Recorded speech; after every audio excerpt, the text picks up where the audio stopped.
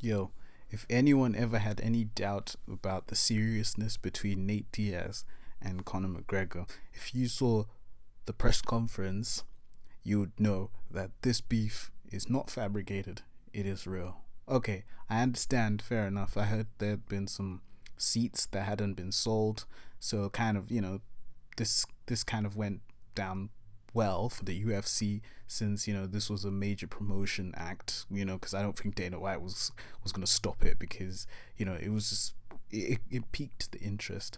So if you don't know what happened, basically during the press conference, Connor came late and Nate Diaz was already there. He was answering questions. So as soon as Conor McGregor came, he let him answer a few questions, and then Nate Diaz left. As Nate Diaz was leaving, he was giving him the middle fingers. He was like, "Fuck your crew, whatever, whatever," giving him the middle fingers and all that shit. And then, like, yeah, basically, bottles were thrown, more like water bottles. This was actually the funniest shit ever. Really, I mean, it was just so funny that two grown men were throwing water balls at each other, not in like a weird way, like they're acting childish, but it was like really funny the way it was going down. Um, I understand, Nate Diaz. He's just one of those dudes that's just, he's always said he's a fighter first, everything else second, and he's just there to fight. But he generally does not like Conor McGregor. He actually hates this guy.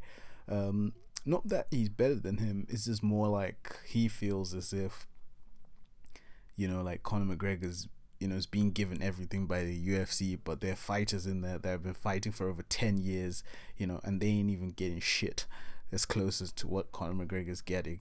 But then, um, if we bring it back down, the real reason why this whole madness happened is because what happened is that they asked Conor McGregor and Dana White about the possibility of a rematch if Nate Diaz lost, and they just pretty much said, "Oh no, he's gonna go back and do whatever and fight at 145." And then we'll see. But when they called Nate Diaz for the rematch, he just said, "Yeah, pretty much." As they called him within 3 days after the fight, they said, "Let's do a rematch." So now, and now that if the shoe was on the other foot, potentially, yeah, I'm not saying he's gonna lose, but if he did, they're not gonna offer him the rematch. Why? It's like one of them ones where they're trying to make sure, they're trying to see, as soon if Connor wins, they're just pretty much gonna like close the chapter on that because they're trying to preserve their golden child, as people call him. But and I kind of feel like it's unfair, but I'm not even gonna put it. I'm not gonna take anything away from that press conference because it was so funny.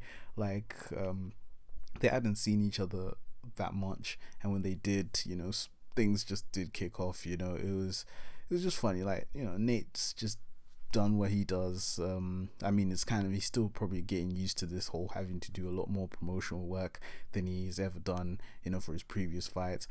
And like, he's always, and he pretty much said it was like the game's changing. They just sold the UFC for 4 billion.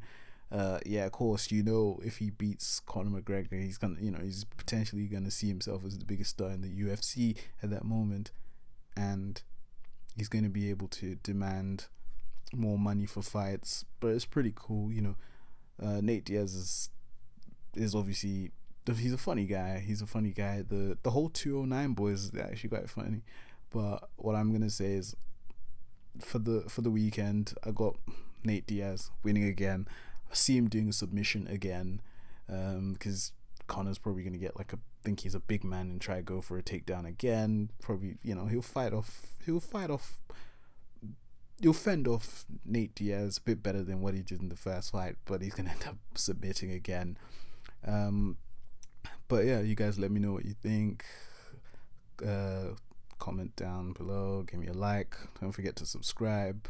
Cheers.